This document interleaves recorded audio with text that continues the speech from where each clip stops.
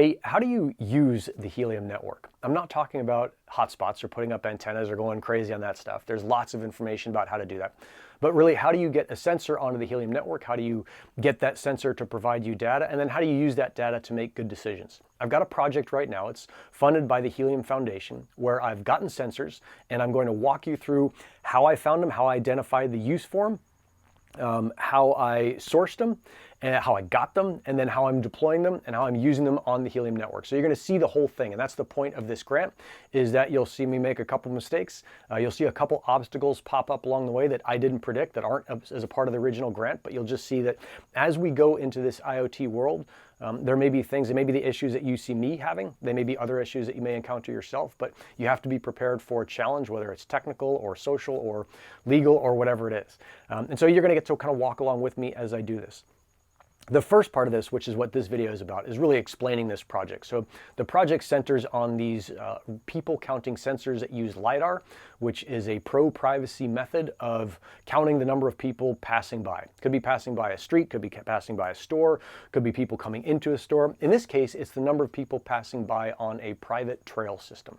So this is out at the end of a 5-mile public trail. There's the option for people to, it's not a good option, it's trespassing if you do it, but there's the option for people just to kind of continue on to a private trail. Now, a lot of people just ignore that sign. We know that because we can see tracks in the ground, but we don't have a good idea of how many people are actually doing it. And so I came up with this idea to say, hey, why don't we put out a helium connected sensor onto this land, and then we'll get a count of how many people are going down this trail. In this case, this trail leads down to a species that is found, a plant species that is found almost nowhere else on the planet, the 𝗪𝗁𝘁. And so it's pretty important to protect this place, but you can't protect a place if you don't know anything about it. And because of the remoteness of this particular trail, we don't know much about how many people are actually trespassing and going down this trail. So that was the first thing, was let's use the Helium network. Let's find some people counting sensors. Let's make them pro-privacy. So we're not taking pictures of people. We're making it so we can collect just the data that we need to make a good decision and no more.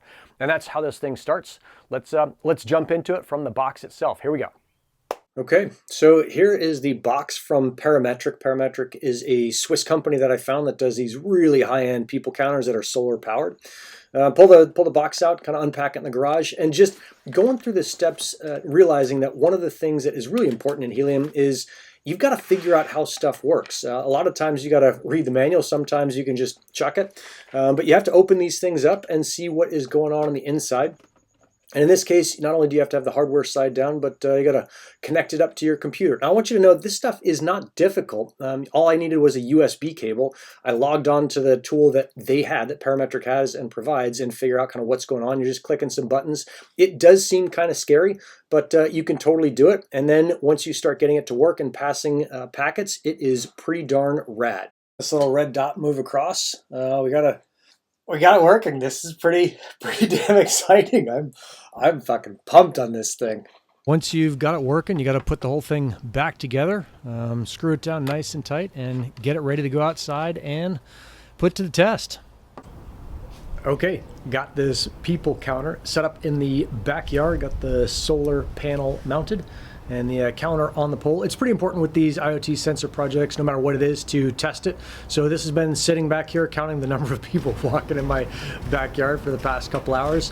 I'm just watching the dots march across the screen and making sure that it checks in every 10 minutes. Every so often I'll come out here and walk from left to right, or left to right, or right to left, and just make sure the thing is working. This is ultra important before you deploy these things out in the field, is making sure the very basic functions are working. Okay, so that is the beginning of the project. That is not where the project will end. I'm going to keep putting these videos out and helping you understand what's going on with this people counter project, but I wanted you to see from the very beginning there are a couple challenges, and whether those are challenges that you think you can or can't do, I'm sure you can do them, and I want to walk you through the whole thing so that as you watch this thing, you think to yourself, if you know that guy can do it, I can do it. And that's my great hope for you, is that we all get to use the Helium network together.